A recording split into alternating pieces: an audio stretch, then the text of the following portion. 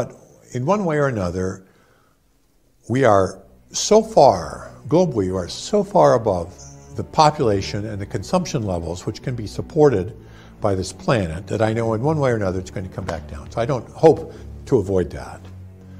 I hope that it can occur in a civil way, and I mean civil in a special way, peaceful. Peace doesn't mean that everybody's happy, but it means that conflict isn't solved through violence, through force, but rather in other ways. And so that's what I hope for.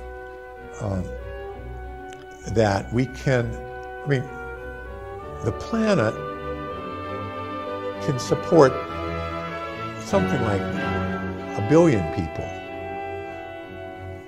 maybe 2 billion, depending on how much liberty and how much material consumption you want to have. If you want more liberty and more consumption, you have to have fewer people. And of course, you can have more people. I mean, we could even have 8 or 9 billion probably if we have a very strong dictatorship, which is smart. That's, unfortunately, you never have smart dictatorships. They're always stupid. So, but if you had a smart dictatorship and a low standard of living, you can have it. But we want to have freedom and we want to have a high sentence, so we're going to have 1 billion people. And we're now at 7, so we have to get back down.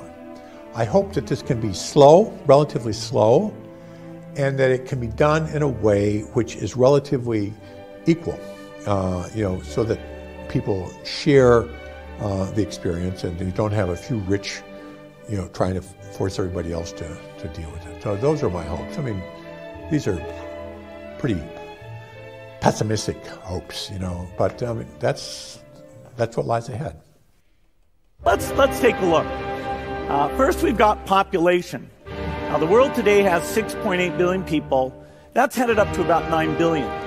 Now, if we do a really great job on new vaccines, healthcare, reproductive health services, we could lower that by perhaps 10 or 15%.